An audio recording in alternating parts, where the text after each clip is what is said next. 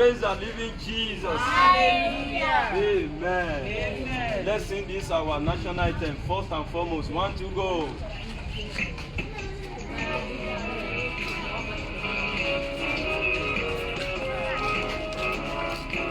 Don't cover your face. Iṣẹ́ wa fúnlẹ̀ wá. Fún ilẹ̀ ìbí wa. Kàgbéga, kàgbéga, kàgbéga fàyè rí.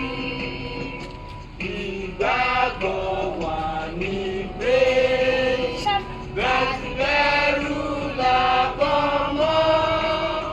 Ká ṣiṣẹ́, ká ṣiṣẹ́, ká ṣiṣẹ́ ká jọlá.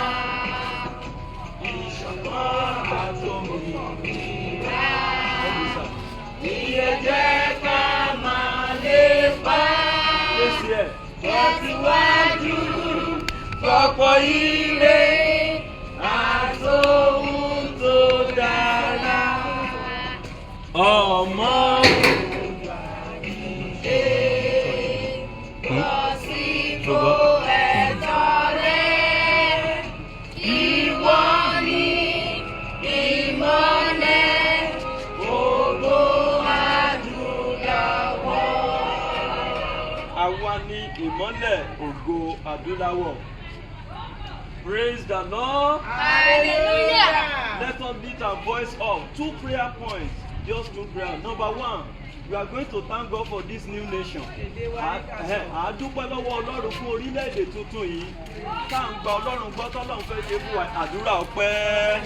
Bàbá ní orúkọ Jésù. Bàbá wa tí ń bẹ ní ọ̀run, a dúpẹ́ lọ́wọ́ yín fún orílẹ̀-èdè tuntun tẹ́ ẹ fẹ́ ṣe fún wa. Tẹ́ ẹ ṣe fún wa. A dúpẹ́ fún orílẹ̀-èdè tuntun yìí. A gbé ọ̀gá yàn lógo fún orílẹ̀-èdè tuntun yìí. Ẹ ṣeun, ẹ ṣeun, ẹ ṣeun, ẹ ṣeun, ẹ ṣeun, ẹ ṣeun, ẹ ṣeun. Ẹ lè gbọ́ ìwà lórí ọ̀fẹ́ bá wà fún yín. Lórí ọ̀fẹ́ bá wà, ẹ máa bọ̀, ẹ máa bọ̀. Olúwa ẹ ṣeun, Olúwa ẹ ṣeun, Olúwa ẹ ṣeun, Olúwa ẹ ṣeun. A dúpẹ́. Jésù Olúwa wa. Àmín. Jésù Olúwa wa. Àmín. Ìlú tí ẹ̀ṣẹ̀ Olúwa dáríjì wa. Gbogbo ẹ̀ṣẹ̀ ìran Yorùbá Olúwa bá wa wẹ̀ dànù. Àdúrà lórúkọ Jésù.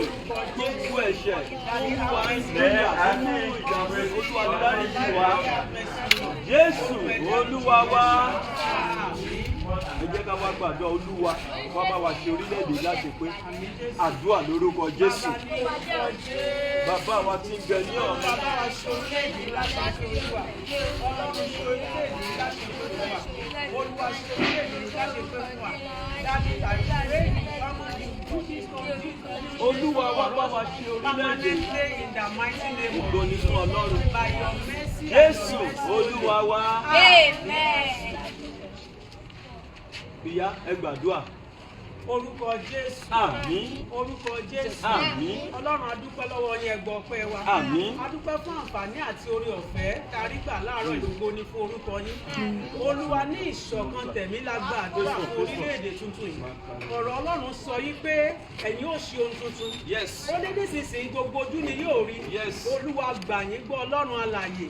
Bàbá orílẹ̀-èdè tuntun yìí Olúwa jẹ́ kó wù jáde. Àmín Jésù. Olúwa nínú àánú yín Olúwa jẹ́ kó wù jáde. Àmín Jésù. Ọlọ́run a gba àdúrà tá a bá rí gbogbo àwọn ẹ̀dá ènìyàn, gbogbo àwọn tó wà nípò tó wà láṣẹ, gbogbo àwọn ọba, gbogbo àwọn ìjòyè tó sọ fún orílẹ̀-èdè yóò ní ṣeé ṣe. Olúwa gẹ́gẹ́ bí ọ̀rọ̀ rẹ nínú ìwé Psalm 36, Psalm 136, Olúwa kọlù wọ́n. Àmín Jésù. Olúwa kọlù wọ́n. Àmín. Olúwa kọlù wọ́n. Àmín. Olúwa kọlù wọ́n. Àmín. Ọlọ́run ẹ sọ fún wa nínú ọ̀rọ̀ yìí pé ẹ kọlù àwọn ọba ńlá. Ọlọ́run alààyè, Olúwa ẹ̀yin Ọlọ́run àánú agbàdúrà lọ́sàn-án yìí láàárọ̀ yìí. Olúwa ní gbogbo ibi tá a ti ń ṣe lẹ́yìn gẹ́gẹ́ bí ìtọ́ni àti ìdarí rẹ. Lórúkọ Jésù, Olúwa kọlù wọ́n. Àmín. Orílẹ̀-èdè tuntun yẹn jẹ́ kó wù jáde. Àmín. Ọlọ́run tó bá wù jáde nínú àánú yín, àwọn ọmọ tá à ń tìtorí wọn ṣe. Tẹ́ ẹ bá fún àwa náà lórí ọ̀fẹ́ láti jẹ nínú rẹ̀ lórúkọ Jésù, Olúwa ẹ má jẹ́ aparun. Àmín. Olúwa ẹ má jẹ́ aparun. Àmín. Ògo ni fún orúkọ yín. Hallelujah. Ní orúkọ Jésù ni a gba àdúrà. Àmín. Àmín. Àmín ní orúkọ Jésù. Praise the Lord. Hallelujah. Praise the living Jesus. Hallelujah. Amen. Amen. Now, use your one hand to hold this thing. so that he will hear. Yeah.